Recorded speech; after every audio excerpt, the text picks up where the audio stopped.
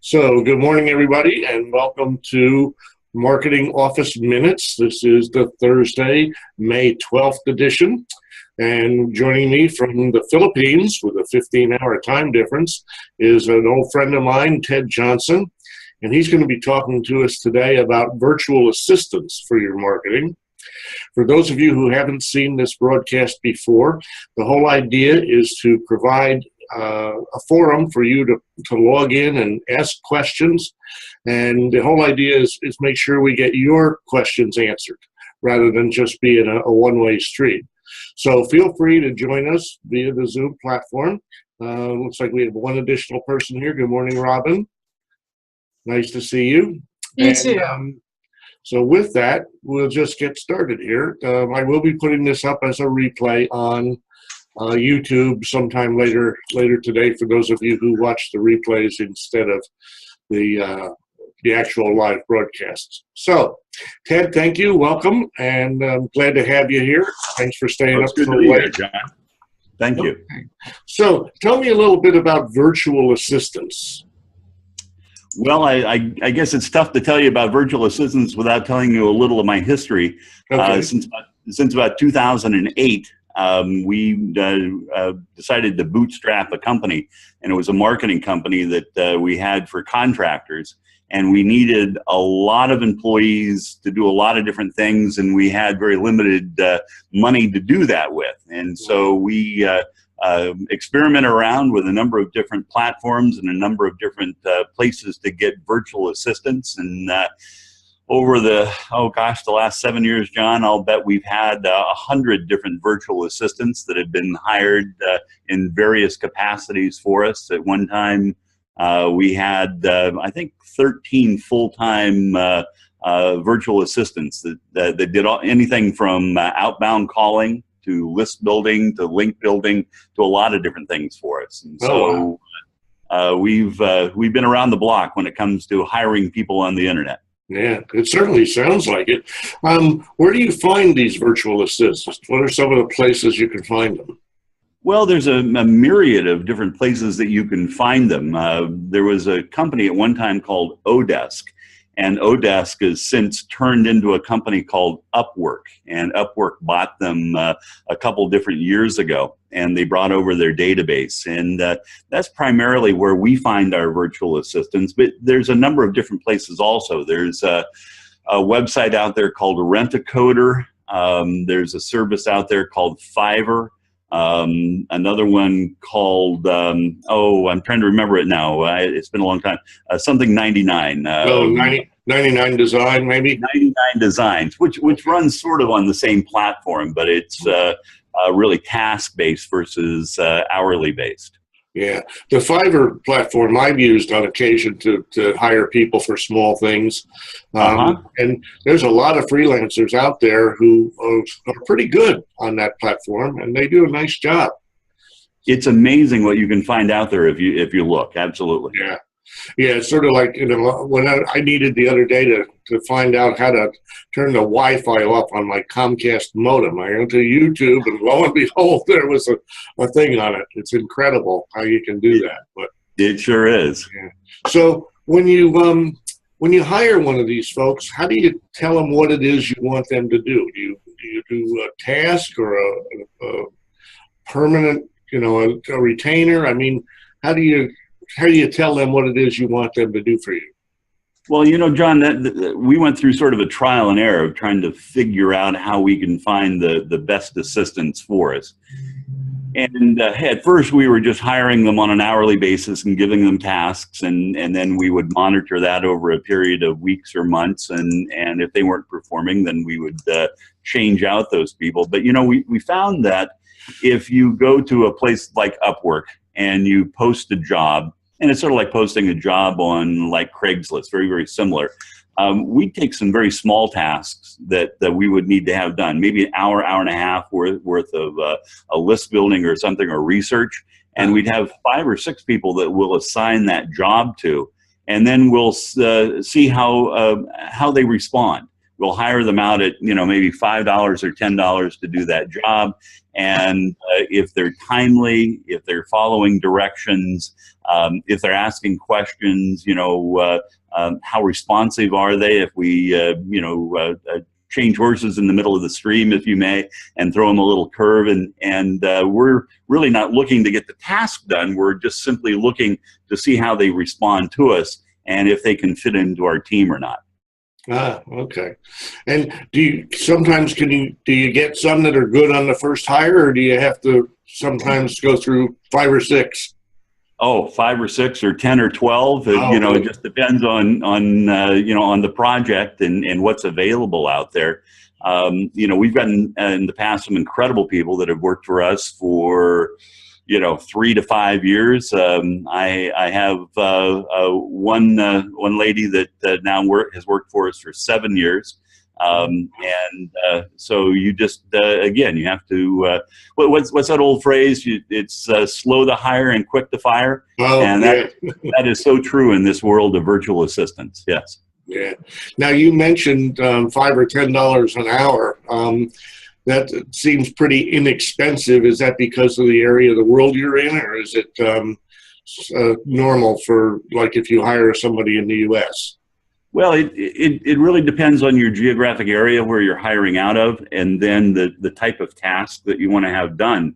If you're hiring out of Southeast Asia, you can get virtual assistants, and pretty good ones, anywhere from about $1 to $2 an hour on hiring them up front. If you're looking for a coder, looking for somebody that's maybe a WordPress expert and that sort of thing, you can find people with tremendous experience at anywhere between $4 and $6 an hour.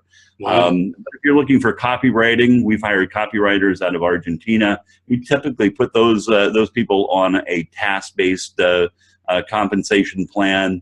The same with graphic artists. We have graphic artists out of Egypt and out of the Philippines. And again, it depends on what we're having them do and what their skill level is. Wow. Okay.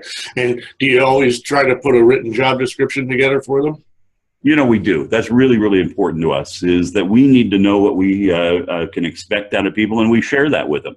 And we give them a matrix saying, this is how we're going to analyze what you do for us, and we're going to base everything based on this job description. And the job description can change based on, the direction that we're taking on a project, or maybe the skill set that we see in somebody that we hired them for one job, but maybe they'd be better in another. We ended up shipping out one time, John, I think 5 different VoIP phones to Manila when we found a group of people that were really good on the phone. And so we were doing a lot of outbound calling out of Manila through a VoIP system that appeared that we were making calls out of Los Angeles. It was real interesting when we put that together. Yeah. So, but the products, tell me a little bit about what it is you're selling, because, we get a lot of emails here that are a lot of phone calls here from people selling garbage and saying, hey, you responded to this ad, which you didn't, and all that kind of garbage. I mean, what was the reaction when they got a call? It looked like it was coming from Los Angeles, but was really coming from Manila. Well, the project that we were on at the time, we were doing a lot of work for the EPA, and we were into the lead-based paint arena, and we were selling a kit to contractors that would keep them compliant with the EPA when they ran into a job with lead paint.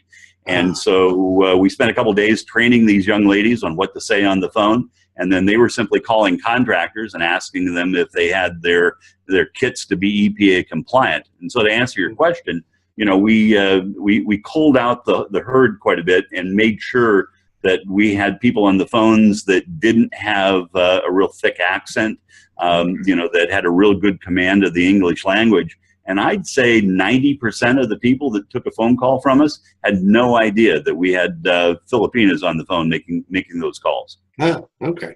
So you interview these people pretty much like you would interview any other employee if you were hiring full-time?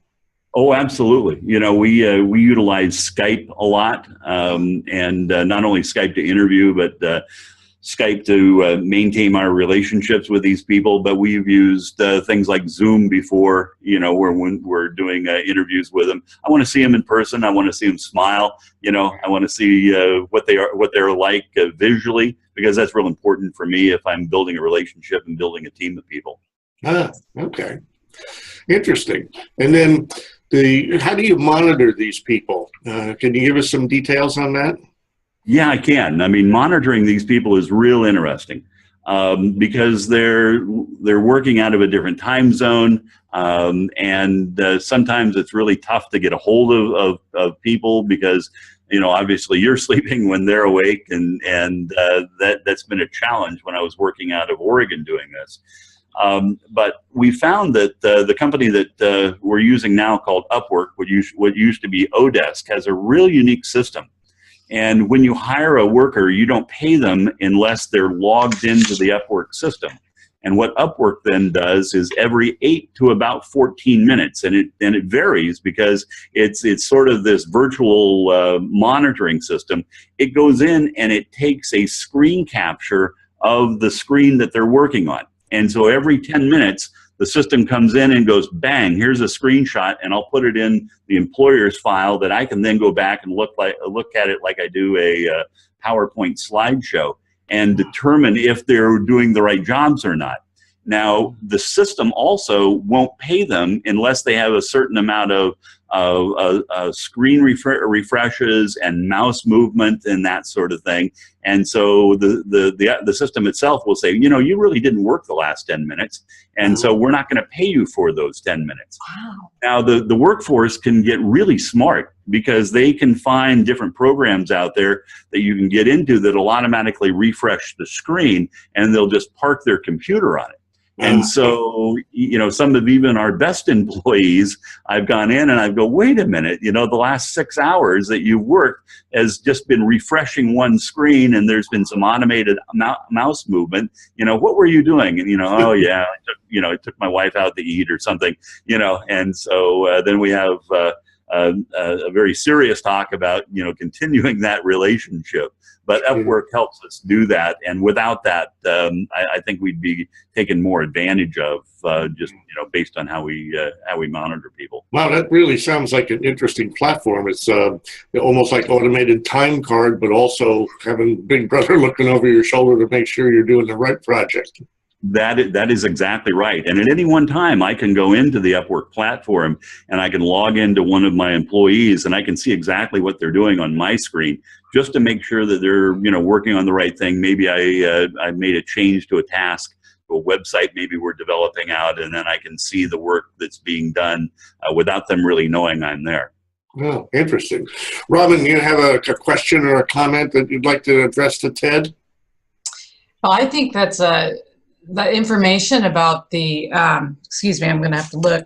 The Upwork is unusually helpful because I've been looking for VAs and I've had trouble, finding VAs who actually can do the work that they say they can do. Yep. Or who are responsive or are willing to work, in tandem. Sometimes I'll get stuff that they think I want, and it's clearly not what we talked about. Yep. And then they don't want to change it. It's almost like they have some ownership over it. And so it's really interesting that there are mechanisms in place, because VAs are a huge industry. Yeah. It's a great way for people to earn a living, and it's a great way for small businesses to get help that they otherwise couldn't afford. Yeah. That's exactly right. Yeah. So, Ted, you pay these folks hourly or by task, depending, and then do you ever give them bonuses or anything like that? I do. I'm real reluctant to raise their salary unless they've done a good job with us and have been with us for a while. But I'll bonus them. Here in the Philippines, the average wage translates out to about $500 per month for 6 10-hour days. And so you do the math. I mean, it's amazing what people can get by with here because, it's so inexpensive to live here. And, giving them a $20 bonus, giving them a $50 bonus is huge, because it's just this cash infusion into their household, and you get more bang for the buck if you give a bonus than if you simply just raise their salary, because raising their salary or raising their hourly pay is a permanent thing at that point. Now, of course, with Upwork, as an employer, we're also paying 10% on top of that. So if I've got an employee that's making $4 an hour, it's really costing me $4.40 an hour for that employee. So there's some costs that I assume is the employer on that also. Yeah. But gee, that extra 10% is a lot less expensive than, for example, a temp agency here in the States would add. I think they add 20, 30, sometimes 40% overhead. Exactly. And, when you go into Upwork and you look at the profiles of people, you can look and see not only what their experiences are, but how they've worked with other employers. And there's ways for employers to go in and put in comments. There's ways to, do star ratings and that sort of thing. But that works in reverse also. The employees will rate the employer based on how they've been treated and that sort of thing. So we're both vying for these good reviews, right? So we can pick up better employees and they can pick up better jobs. The other thing that you'll find is a lot of these people will say, well, I want $10 an hour, I want $15 an hour. And that's all well and good. And, they're, comparing it against the U.S. wages, it's still probably a really good deal if you can pick up some of these people at that price. But if you go into their work history, in the work history, it also shows what they've been paid. And a lot of those $10 an hour employees really have been paid, $3 or $4 an hour over the last 5 years. And so there's some negotiating room, right, when you're working with them. Yeah, that's interesting. The negotiating room.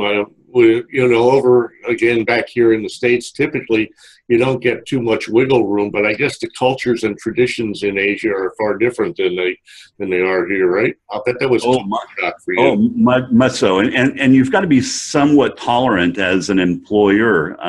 We hired a lot out of the Philippines just because we could speak English, and English is their national language, although they speak a lot of other different languages here also. But we could communicate very well. They understand the concepts. They're highly educated people. But you've got to understand the culture in the Philippines. It's a Christian and Muslim blend community, and they take an incredible amount of holidays off. And so there probably isn't a week that goes by that there's not a holiday there that your employee is not going to be able to work.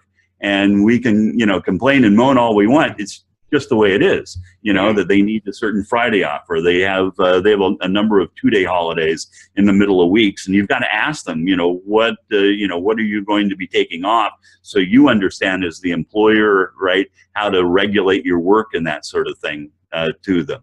Also, for instance, in the Philippines, there's something called the 13th month. And I learned that the hard way. And the 13th month is, if you're an employer in the Philippines, by law, you're supposed to give your employees at Christmas time another month's worth of wages. And they get very offended if they don't get that extra month worth of wages, because they have counted on that as society. And so, when we're hiring through Upwork, we don't have to pay that because we're a foreign-based employer. But it's good to know that, if you have employees that are counting on such a thing. Wow, that's interesting. Yeah. Are there any other cultural things that if somebody from the States wants to hire out somebody in the Philippines or Manila or somewhere like that you would caution us about? Well, just be cognizant and tolerant of, the different cultures that are out there. I sure had a quick lesson back in 2008 when we were hiring a lot of people. And we ended up hiring some people out of Pakistan, out of Egypt to do work for us. And their prayer time is very important to them. And so in the middle of the day, they'll typically be gone to the mosque for a couple hours in these countries. And again, you've just got to understand that. And you have to have those types of discussions with people when they're going to be available to work for you, right? And understand that and base your tasks and your expectations around that. Yeah.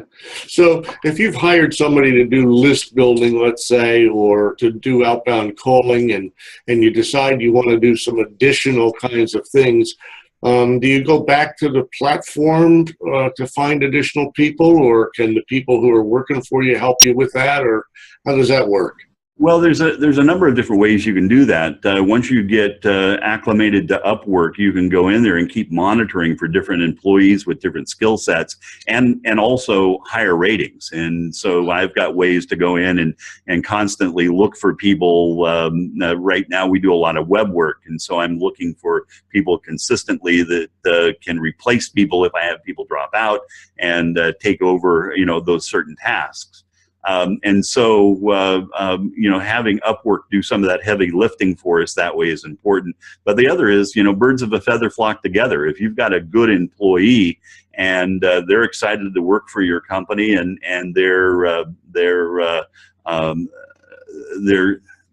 plugged into their community, then they can bring in a tremendous amount of employees also. And what you've got to understand is that if they refer through Upwork and you hire them as an employee, then they end up getting 10% of the negotiated salary on an ongoing basis for referring that employee. So they'll be a mentor to that person that they bring in. They'll make sure that they're doing the work correctly, and they've got your back, because behind the scenes they're getting their 10%, right, for referring that employee to you. Oh, that's a pretty good deal. So it's a great deal. It's a great deal. Yeah. Wow. Okay. So you mentioned some other platforms besides Upwork. What's your experience been with Fiverr and Rent-A-Coder and 99 Design? I've hired a number of people out of Rent-A-Coder in the past when we've had some fairly technical work to be done, and I've been very pleased with that. And it works very similar to Upwork in the way that platform is structured. Fiverr, I love Fiverr. If I need something done really, really quick and all I want to do is pay $5, I can typically go on there and find an answer to a question, or get a little bit of research done, or have a logo done, something like that. And that's been kind of fun. We've experienced or played around with the Teespring platform. I don't know if you have heard of Teespring before, but they're a company out there. It's a printing company, and they can print T-shirts based on your great ideas. And so you come up with a great idea, and you go, gosh, if I had a T-shirt that said this on it, it would sell. Well, you can then go to Fiverr, get your logo designed. If you have a USP that you need to put on that, or a little saying, you can do that. And then you can upload it into Teespring, and you tell Teespring, I think I can sell 100 of these. And then you put it on the internet, and if none of them sell, you're not out anything except for that $5 you paid for the logo. And if you do well, then you'll end up making quite a bit of money, selling those 100 T-shirts and that sort of thing. So to answer your question, with Fiverr in our back pocket, I can launch something like that for $15 or $20. And if I make money, great. If I don't make money, that's okay too. It was only $20. Yeah, and that's called Teespring. How do you spell that? I think, Robin, it's T-E-E, right? Teespring? Yeah, T-E-E-S-P-R-I-N-G. Okay. That's right. That's right. Okay. That's interesting, because there are a lot of people who would love to do shirts. And are you wearing a Teespring there? I am actually wearing a Teespring T-shirt that I bought off of the side panel on Facebook. Oh, wow. Really? Oh, no kidding. It says,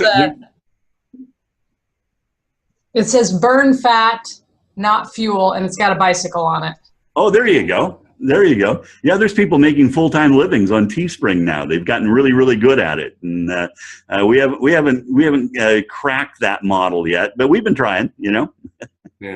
So enlighten us a little bit. I probably should have asked earlier the kinds of things you're marketing. You mentioned the work you did for the EPA with the lead compliance kit for contractors. What other things are you currently doing? Well, I keep retooling myself, John, and over the last number of years, we've launched a number of different businesses and entities. 2 years ago, we started a company called Marketing for Guides, and basically it's a company that we provide marketing services, and this is primarily websites and mobile sites and then integrated internet type marketing systems like autoresponders, and we set up different CRMs for guides, lodges, outfitters, and safari companies. And so my market that I'm working in right now is primarily the large lodges that people go to in remote areas to fish and hunt, and then charter captains and that sort of thing. And we do business all over the world. It's been kind of fun. Oh, wow. Sounds like it. Yeah. All right. Robin, any other comments or questions for Ted? I should point out that I know Ted from about 2003, so about 14 years. He was the district manager at Farmers Insurance who hired me as an agent way back when. So we go back a long time with very different backgrounds. But yeah, so true. Yeah. That's cool. This has been really enlightening. This has gone into an area where I think a lot of business owners need to be more aware of, because, some of us do not need a full-time employee, nor can we afford it with all the taxes and Social Security and workers' comp and everything that comes with hiring an employee in the United States. If you've got, especially task work, if you've got that and you can send it out to someone else and they can do it and you're helping them, that's huge. It's, they're helping me, I'm helping them. Absolutely. Absolutely. One time we had a lady we hired, and she was with us for about 5 years. And, it was our first little venture into the Philippines, and she was highly skilled and had just a great resume behind her. And we started her out at like $1 an hour, or, $1.50 an hour. And she worked her way up to $4 an hour. And I was still feeling guilty, and then found out that, she was supporting her household of 14 people, and they were living in a lifestyle that they had never lived before. And I ended up hiring her mother and her sister and her cousin, and we were paying that household probably, $2,200, $2,500 a month, for full-time work. And, other than putting a shrine up in their house, with my face on it, it was really interesting that we made such a difference in people's lives. Yeah. Well, that's great, because you hear, particularly now during the political season here in the U.S., all this talk about shipping jobs to China and shipping jobs overseas and stuff like that. And so sometimes there's backlash if you go to the lower wage areas, but yeah, there are. And if it's slave labor, I certainly agree that we shouldn't be doing that kind of thing. But I think there's a place to help these people living in less developed countries to find some ways to earn some additional money. I mean, that's just basic capitalism. Yes, that is exactly right. That is exactly right. And again, you can't fathom what a difference you make in people's lives. I saw it when I came into the Philippines and some of the conditions that the people live here. And if somebody can make $200 or $300 or $400 a month, it changes their whole life and their family's life. And it's really a good thing. It's really a good thing. Yeah. Wow. Well, that is super. Well, thank you, sir, for joining us. And I know it's late there. What's 12:30 in the morning on Friday, I think. Yes, sir. Yeah.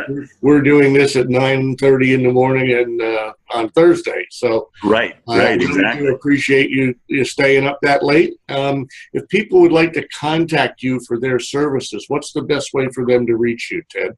Well, my email address is fishonted, FISHONPED, @gmail.com. You can also reach me on my cell phone. It's a Portland-based cell phone that we have tied into a VoIP system. And so when my cell phone rings, it rings here in the Philippines at 503-380-8012. Okay. So that's fishonted@gmail.com. Or 503-380-8012. That's right. All right. Super. I will get that information tacked into the end of this broadcast, when I convert it after Zoom will convert it, then I put it into Movie Maker and I add the captions and I add the credits and stuff like that. So we'll get that information in there. I should mention that I've known Robin for quite some years, and she's been a past client, and she does online marketing business strategies or online business strategies, and also does a lot of work with helping people do videos, especially first timers. So, yeah, are you doing video? Yep. So I will get Robin's information up there as well. Robin, the best way to reach you is? RobinMcKillop.com, and that's RobinMackillop.com. Okay. And my business phone is 503-949-6135. All right. Super. I'll make sure I get that in there too. And thank you very much, Robin, for joining us today. Absolutely. This was great. Great information.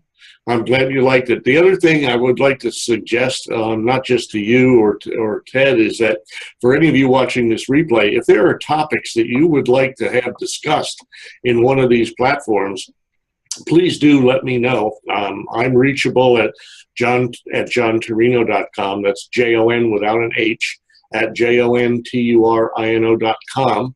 And we can then schedule some more of these. Right now, there are only, I believe, there's only actually one more scheduled, and that's going to be next week on May the 19th.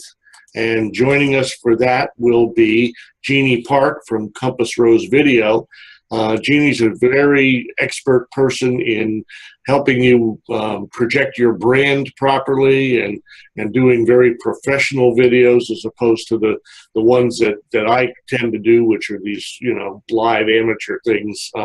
But when you need a real polished professional video, Jeannie can do that kind of thing. And also she's a great speaker about a lot of different topics in presenting yourself properly and stuff like that. So we're looking forward to seeing Jeannie next week.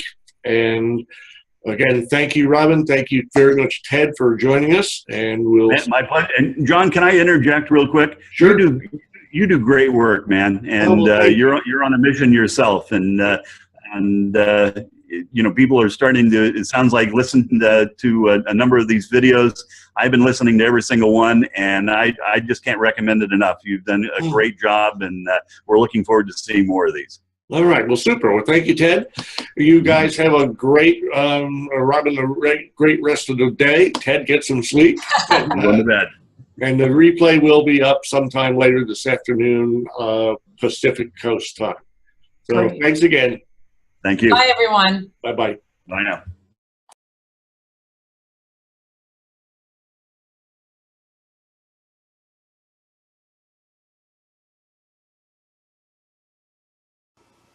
Please join us for next week's episode on May 19th with special guest Jeannie Park.